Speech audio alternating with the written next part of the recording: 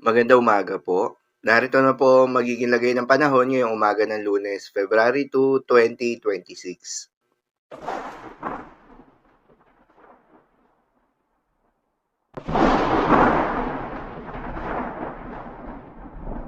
Sa kasalukuyan na tayo sa pag-asa, shear line o yung banggaan ng malamig na northeast monsoon at mainit na easterlies ang patuloy na nakakaapekto sa may eastern section ng Visayas at Mindanao.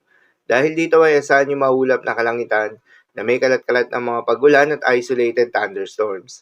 Habang northeast monsoon o hangin amihan ang patuloy namang nakakaapekto sa buong bahagi ng Luzon. Dahil dito ay asahan naman yung maulap na kalangitan na may kasamang mahihina hanggang sa katamtaman ng mga pagulan. At sa nalalabing bahagi pa nga ng ating bansa ay asahan naman yung generally fair weather condition na may mataas na tsansa ng mga pag-ulan pagsapit ng hapon o gabi na dulot ng mga localized thunderstorms.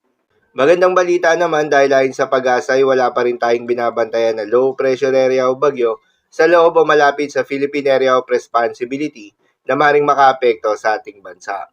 Subalit maging handa pa rin tayo dahil sa susunod na linggo o sa unang linggo ng Pebrero ay may posibleng sama ng panahon na mabuo sa may southeastern portion ng Pag-asa Monitoring Domain na posibleng pumasok ng Philippine Area of Responsibility sa mga susunod na araw.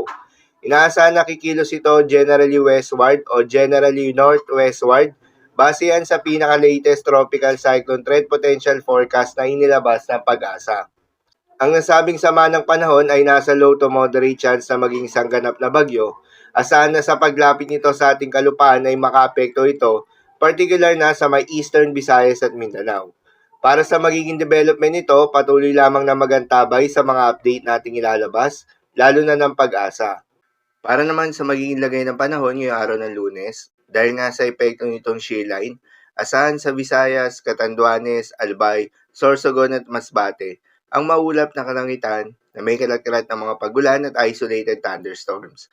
Posible ang mga pagbaha o pagguho ng lupa due to moderate to heavy rains. Habang sa buong bahagi ng Mindanao ay asahan naman yung bahagyang maulap hanggang sa maulap na kalangitan na may kalat-kalat ng mga pagulan o thunderstorms na dulot ng mga localized thunderstorms. Posible rin ang mga pagbaha o pagguho ng lupa during severe thunderstorms. Madalas, nabobo ang mga thunderstorms na ito tuwing hapon o gabi na nagtatagal ng 1 hanggang 2 oras. Kaya naman ingat sa mga posibleng banta ng pagbaha at pagguho ng lupa, lalong-lalo na sa mga lugar na inuulan na noong mga nakaraang araw pa. At sa Metro Manila at nalalabing bahagi pa ng Luzon, ay asahan naman yung bahagyang maulap hanggang sa maulap na kalangitan na may kalat-kalat ng mga mahihinang pagulan na dulot ng northeast monsoon. Para naman sa magiging lagay ng mga dagat baybayin, ayon sa Pag-asa ay wala pa rin tayong nakataas na gale warning sa anumang seaboards ng ating bansa, subalit iba yung pag-iingat sa mga papalaot ng mga kababayan nating mangingisda at yung may mga maliliit na sasakyan pandagat sa may seaboards ng Northern Luzon at Eastern seaboards ng Visayas at Mindanao dahil inaasahan yung katamtaman hanggang sa maalo na karagatan. Habang banayad hanggang sa katamtaman ng mga pag-alo naman sa nalalabing seaboards ng ating bansa. So yun lamang po para sa lagay ng panahon ngayong araw ng Sabado. Keep safe everyone.